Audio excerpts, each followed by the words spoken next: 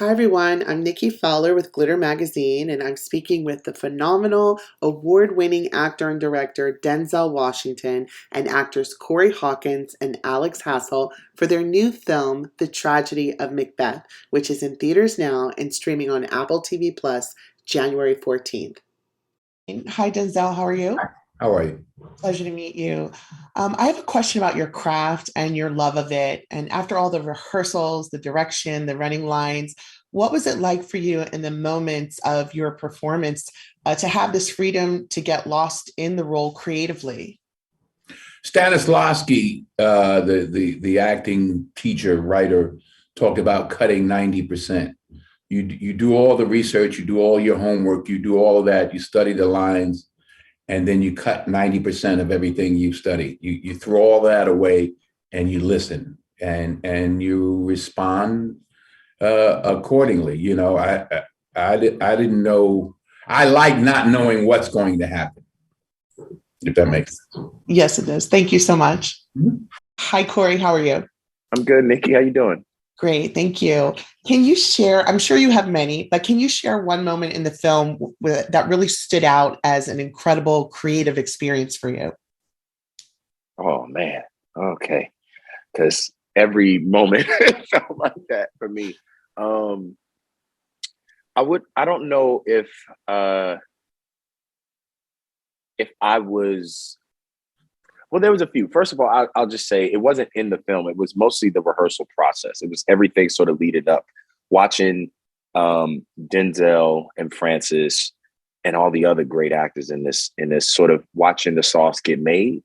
That for me was uh, it gave me permission to be my best self, to stretch and to play and to fall flat on my face in front of these greats. It gave me permission to that Shakespeare can hold more than just what we say it can hold. And so it was just really thrilling to kind of like watch and be a fly on the wall and then be able to participate in that. Also, I think creatively, like me and Moses Ingram, we were like on set every day. Like they couldn't pull us away from set. So I remember the leaves, all of the leaves, because everything was inside. And the fact that that was even possible was mind blowing. But I remember the leaves, when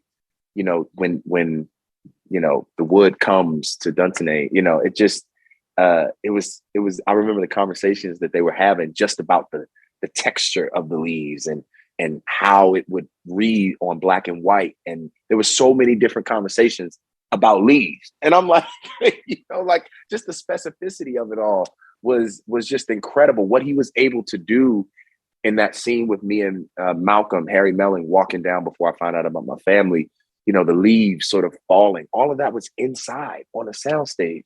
And I was like, man, I don't know how they're going to pull this off. Of course they're going to pull it off, but it was just it was like moments like that. Every moment I was learning something new, and surrounded by greats. So it was good. Thank you. Mhm. Alex, how are you? Hi, Um, good, thank you. Thank you. This film just breathes, and that's the best way for me to say how I received the film with this perfect mesh of language and the visuals.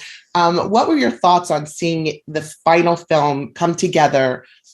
Just your personal take on it. Yeah, I was pretty knocked out. I mean, it's very, very close to the screenplay that Joel wrote.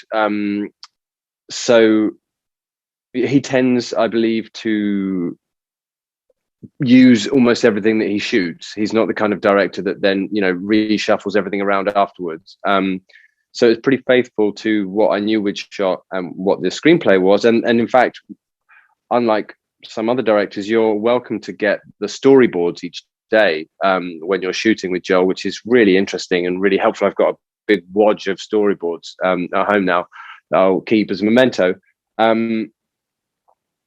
So it was kind of close to what I'd imagined, but what you don't obviously get is the acute culminative effect of the film, the kind of ominous ball rolling towards some terrible climax. Obviously, knowing the play, you know what that is, but the way that the characters feel about it, the way that the story is being told is new.